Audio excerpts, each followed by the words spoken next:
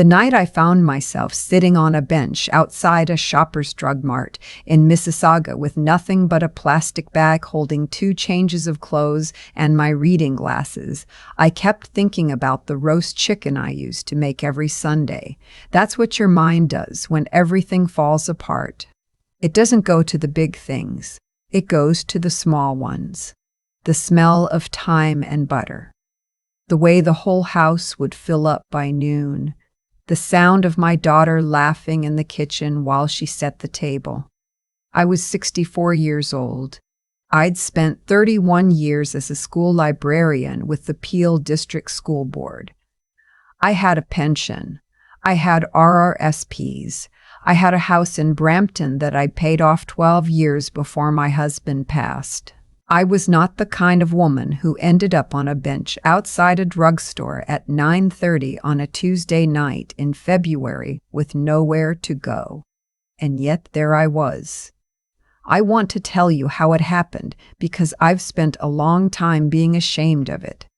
Too long. And I've come to understand that the shame was never mine to carry. My husband Gerald passed in the spring of 2019. Pancreatic cancer. 4 months from diagnosis to the end. It was fast and brutal, and it left me completely unmoored in a way I hadn't expected because Gerald and I had been a team for 38 years. Not the romantic movie kind of team. The real kind. The kind where one person does the taxes and the other person knows where the warranty documents are, and together you make something that works. When he was gone, I didn't just lose my husband. I lost the entire operating system of my life. My daughter Nadine moved back in within the month. She said it was to help me through the grief. She brought her husband Corey with her, and their 2 kids. And at first I was grateful. The house felt less hollow. There were little shoes by the door again. I could hear cartoons in the morning.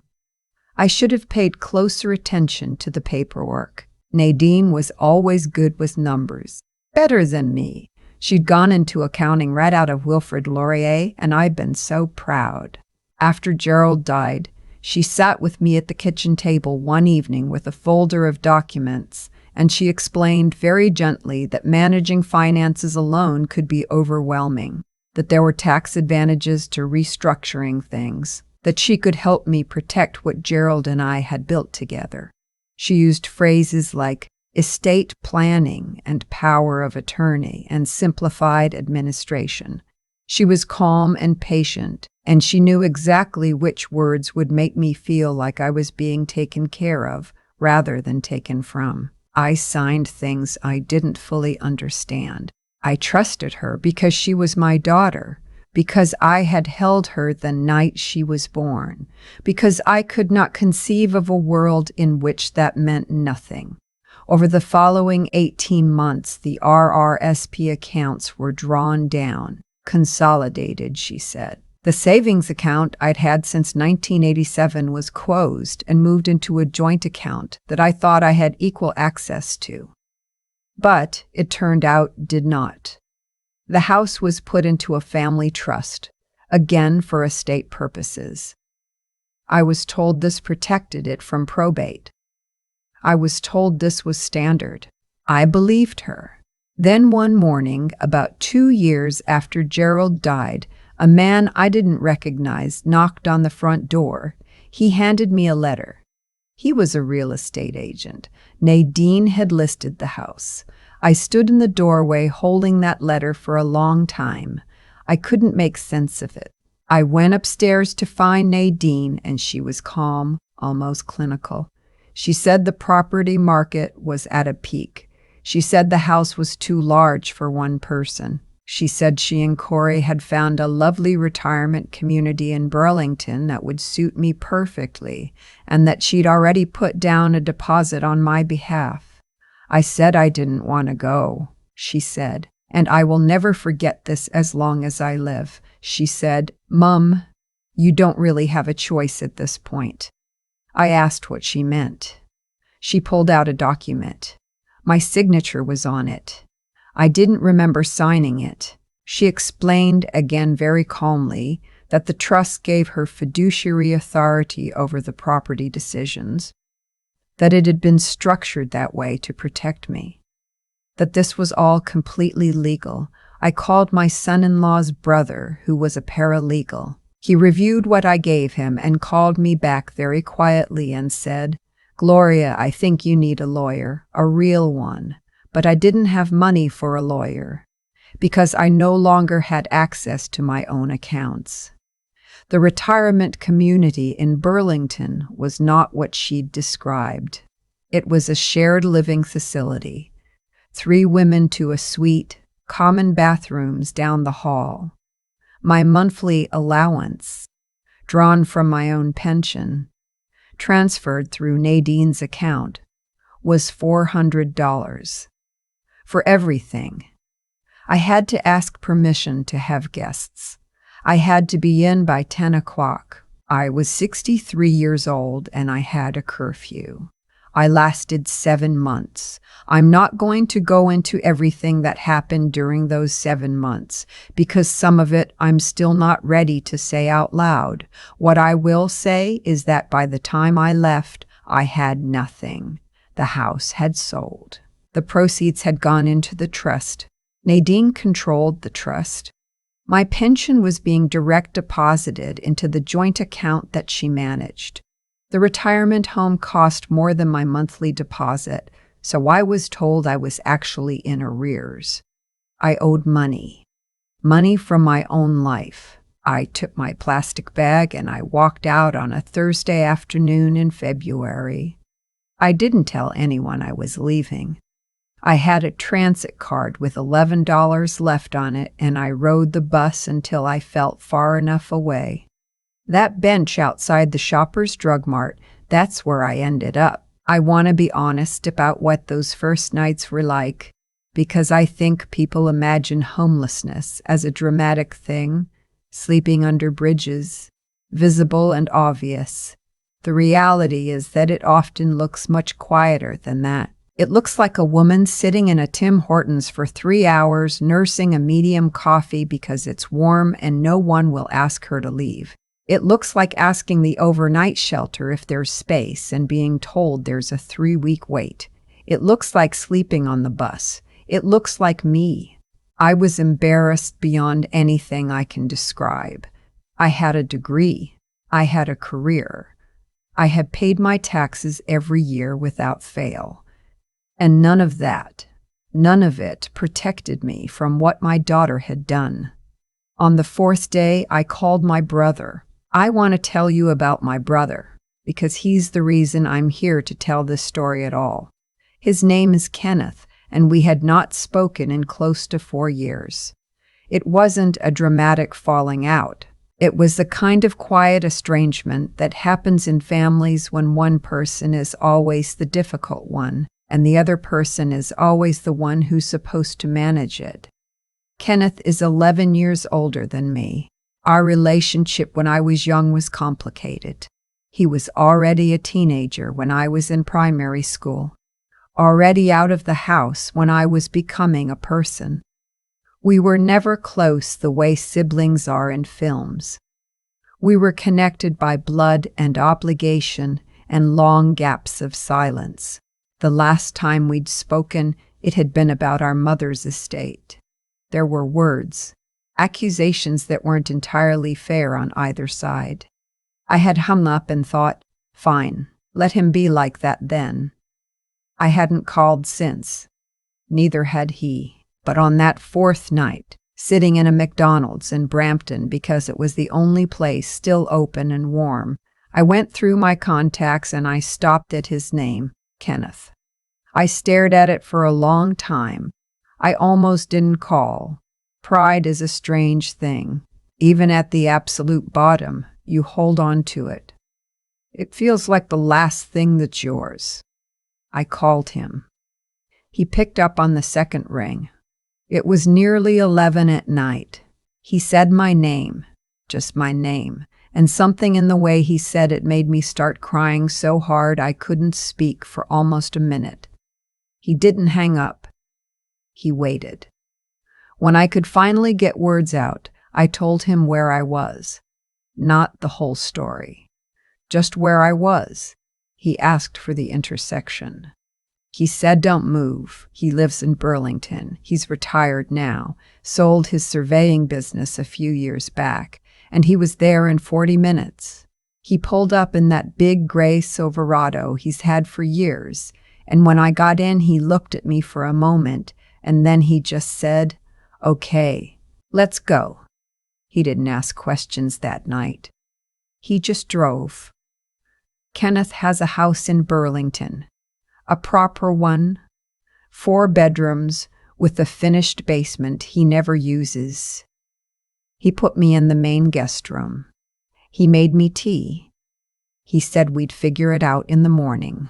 And for the first time in months, I slept in a real bed with a real door I could close, and I lay there in the dark and cried until I ran out of tears.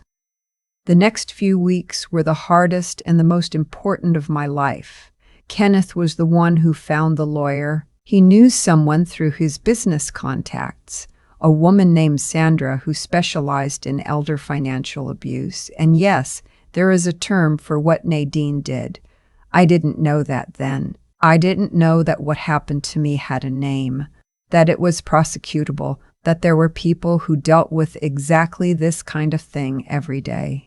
Sandra was brisk and thorough, and she didn't waste time being sympathetic about things that couldn't be changed. She looked at what I gave her and she said, "This is not a small case." The power of attorney had been obtained under duress, she said, or at minimum, without proper independent legal advice, which is required under Ontario law for instruments of this kind. The trust structure was real, but the way Nadine had managed my pension income was potentially fraudulent. The house sale proceeds were traceable. She said we had a real case. She also said it would take time.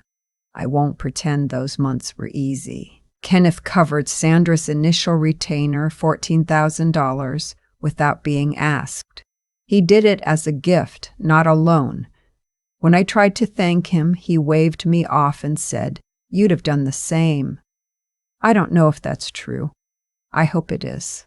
He also made calls to Service Canada on my behalf to get my pension payments rerouted to a new account in my name only.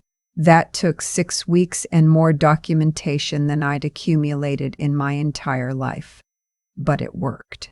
The day I got my first direct deposit, my own money, going to my own account without passing through anyone else's hands, I sat in Kenneth's kitchen and felt something I hadn't felt in a long time.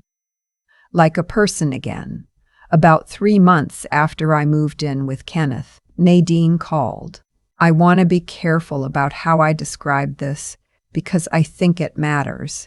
She didn't call to apologize. She called and I could hear Corey in the background, coaching her, though he thought I couldn't. She called to say that she was worried about me, that she'd heard I'd gotten involved with some lawyers and she just wanted to make sure I wasn't being taken advantage of.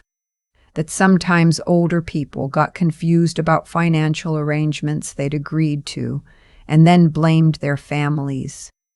That she still cared about me, that whatever was happening, it wasn't too late to talk. She sent flowers the next day. A big arrangement, lilies and roses, with a card that said, "Thinking of you, Mom." I put them on the porch and called Sandra. There's something very particular about the moment you stop loving someone the way you used to. I don't mean you stop caring altogether. I mean the specific love. The one built on trust, on the assumption of good faith, on the belief that no matter what, this person would never truly harm you. When that love dies, it doesn't go loudly, it just goes quiet. Like a light being turned off in a room you're no longer in. That's what happened when those flowers arrived. The case took 11 months. In the end, the Ontario courts ordered the trust dissolved and the remaining proceeds, roughly $340,000 from the house sale, after Nadine's various administrative fees had been deducted, returned to me. The power of attorney was revoked. Nadine and Corey were required to repay $87,000 in pension funds that had been improperly redirected, and Nadine was referred to the CPA for a disciplinary review. She did not go to jail. I am at peace with that, mostly, though I won't pretend the outcome felt fully just. What I received was enough to start again. Sandra helped me understand what that could look like, practically, not theoretically. Kenneth helped me find a one-bedroom apartment in a good building in Oakville, close to the lake. He came with me to sign the lease. He carried boxes. His girlfriend Paulette made us all lunch afterward, sandwiches and tomato soup, and we sat in my half-empty new apartment. And it felt, strangely, like a beginning. I want to say something about Kenneth here, because I almost made the mistake of not saying it enough. What he did for me was not just about money, though the money mattered enormously. What he did was see me. He drove 40 minutes in the middle of the night based on a phone call from a sister he hadn't spoken to in 4 years. He opened his house without conditions. He sat across from Sandra and took notes and asked questions and didn't once make me feel like a burden. When I got my pension back, he refused any repayment for the retainer. He said the same thing he'd said the first time. You'd have done the same. I've thought about that a lot, about whether I would have. About whether, if our positions had been reversed, I would have answered that call on the second ring. I think I would have. I hope I would have. But I'm grateful every single day that I didn't have to find out, because he didn't make me. There's something else I want to say, because I know not everyone who watches these stories has a Kenneth.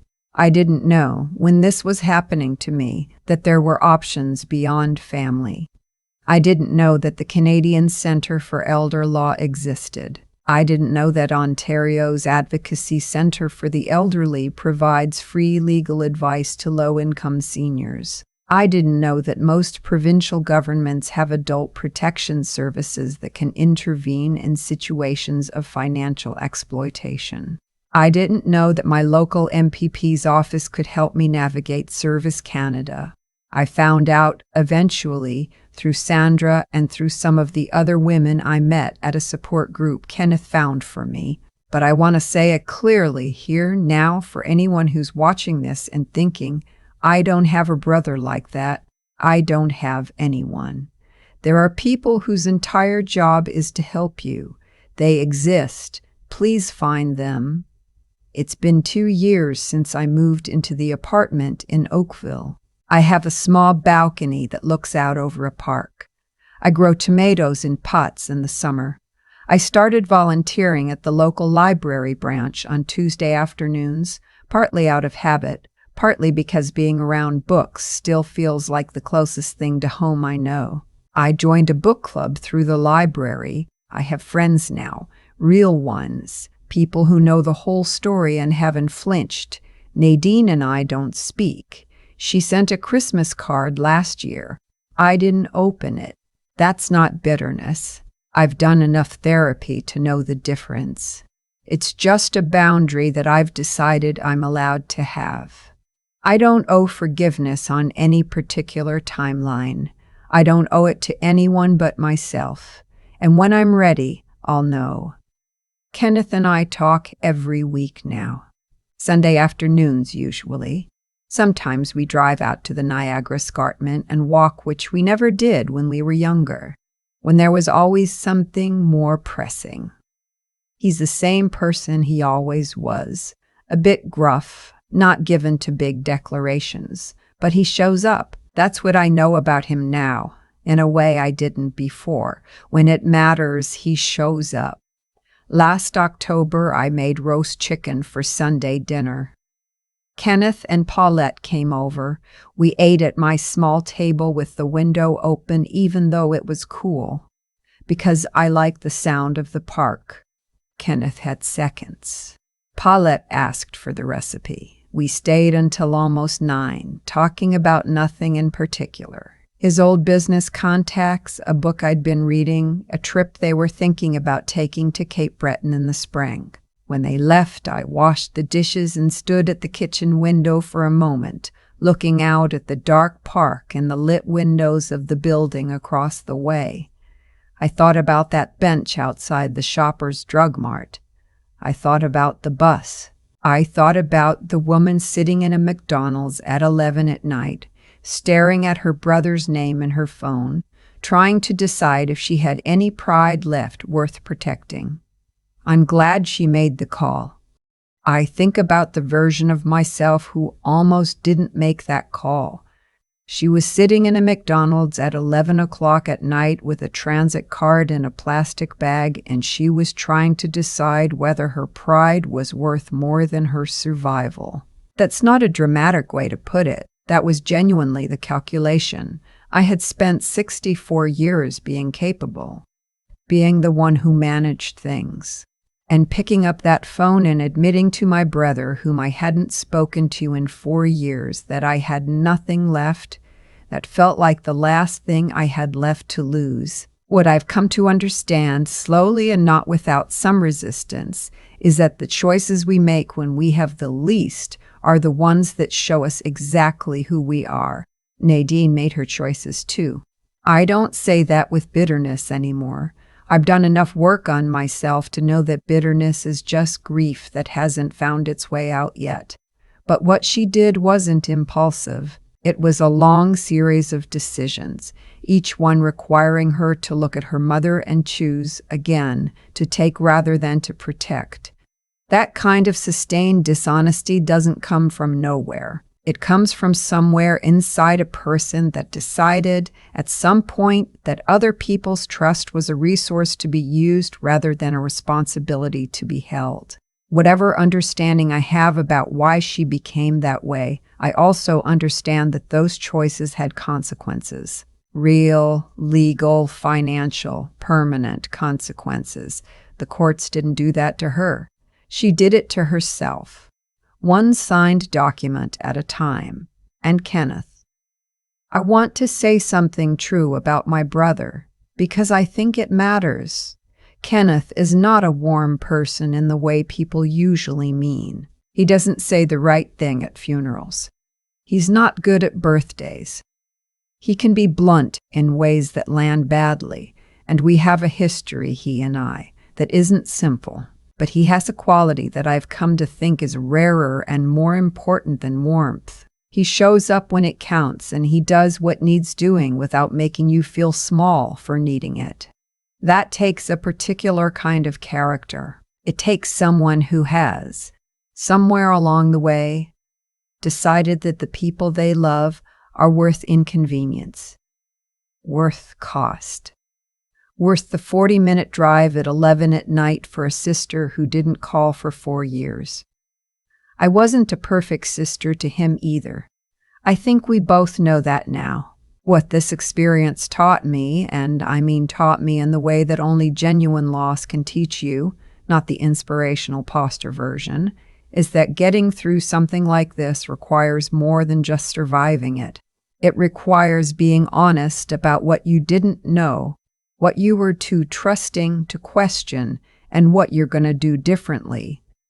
I had to learn at 64 that love and legal authority are not the same thing. That handing someone your power of attorney is not the same as handing them your heart. That good intentions on your end do not guarantee good faith on theirs. I also had to learn that asking for help is not the same as giving up. That calling your estranged brother in the middle of the night is not weakness. It's just the next right thing to do when the previous thing didn't work. I'm not going to stand here and tell you that everything happens for a reason. I don't believe that. Some things just happen, and they're terrible, And the only question is what you build from the rubble. What I will say is that the woman sitting in that McDonald's, staring at her brother's name, made one good decision. And that one decision changed everything that came after. That's enough. That's always been enough.